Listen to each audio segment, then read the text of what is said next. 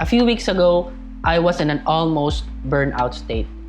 Nandyan na yung nararamdaman ko yung pressure, nandyan yung nararamdaman ko yung anxiety, and to add to that fact is that I was experiencing big changes in my life. I won't go into the detail of those changes, but they were definitely big, and it included us moving into a different apartment.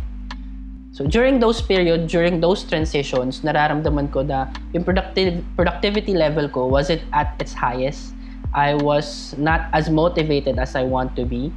And a little info about myself is that more than being a dad, I also have a day job in a startup, and I also have several side hustles, which includes content creation. So as you can see, productivity and motivation is very important to me.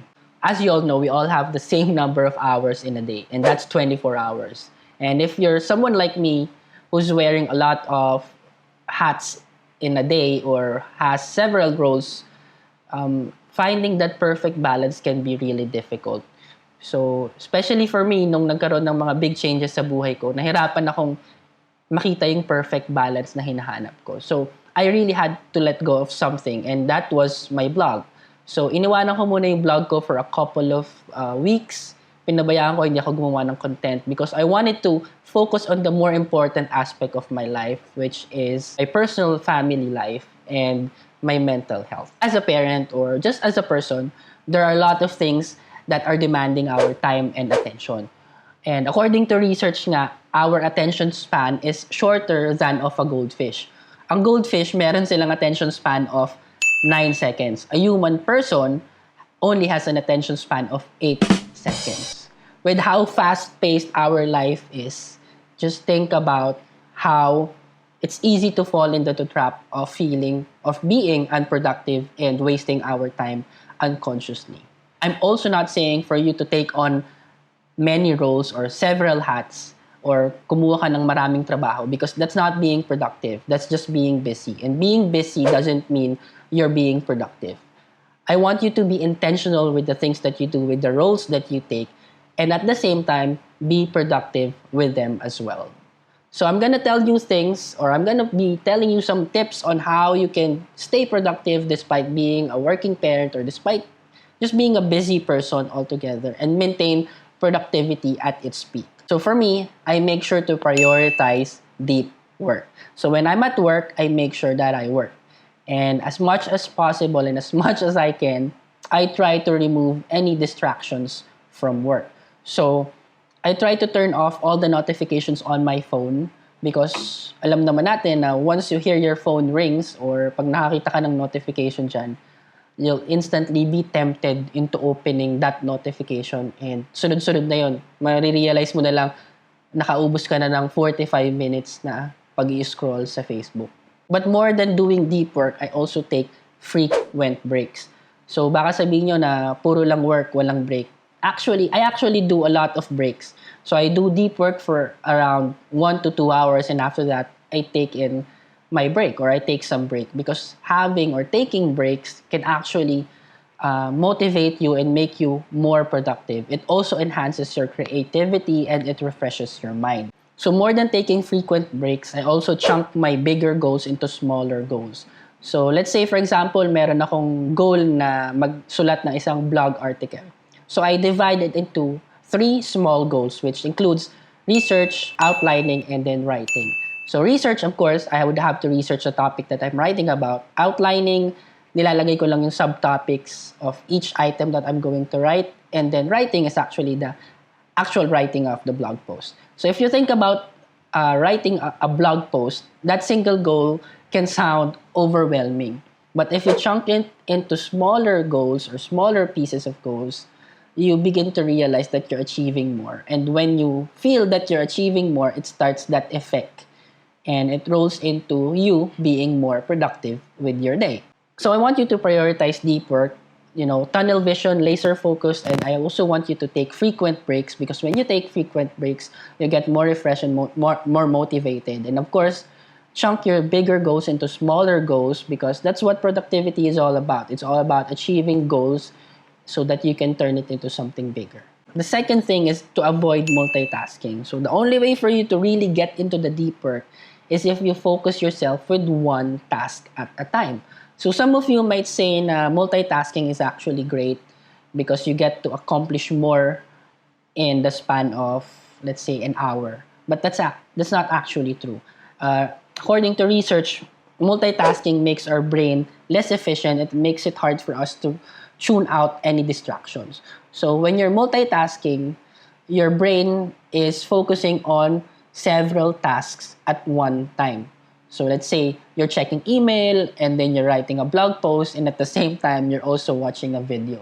So that's multitasking for you, and your brain can comprehend all of those things at one go. So don't do email, don't do a blog post and watch video at the same time. Chunk your goals or chunk your to-do list into a smaller to-do list so that you can focus on one thing at a time. Don't be fooled into doing a lot of things because it only makes you slower. The next thing that I did to increase my productivity is I moved closer to work. So, like what I said in the beginning of this video, isa sa mga big changes na nangyari sa buhay ko is we moved into a different apartment without really planning it. But one of the plans that I made was choose an apartment that was closer to work. So moving someplace else or moving apartment may not be applicable for everyone, but if it's an option for you, I would say that please move somewhere closer to work because it actually increases your productivity. So now that we've transferred to a different apartment, I now only have to walk for 5 minutes to get to work.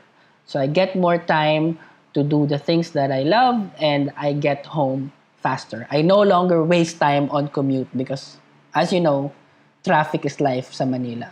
So if I were you, if it's an option for you, if it's applicable for you and your family, move someplace closer to your work. One of the many things that I've also changed in my life to increase productivity is wearing the same thing every day. So on an average, a person makes 35,000 decisions in a day. And that includes, what to eat for breakfast, anong susutin ko sa work today, anong hairstyle yung gagawin ko, or anong kakainin namin for dinner later. So kagigising mo pa lang, ang dami mo na agad decisions na ginagawa. And when that happens, bago ka pa makarating sa office, pagod na yung utak mo kaka-decide ng mga bagay. So when decision fatigue happens, it leads to you making bad decisions or bad choices that are not suitable for your lifestyle. So make fewer decisions in your life and make it easier for you to decide things. Successful people already knows about decision fatigue. And great examples of those successful people are Dr. Dre. He only wears the same shoes every day, which is Air Force One. Barack Obama, the previous president of the United States, wears only gray and blue suits. Mark Zuckerberg wears his iconic gray shirt. Steve Jobs became famous for a black turtleneck. And Seth Godin, the marketing expert, eats the same thing for breakfast every day. So these people are one of the most successful people in their industries, and they wear the same thing or they do the same thing every day. And that makes it easier for them to decide on things, and it cuts down their decisions. So for me, what I did was to wear the same thing almost every day, or to almost wear the same thing every day. So it's black shirt and denim pants. So yun lang yun. So right now, I have several basic shirts and most of them are either in black or gray, and I have several denims already.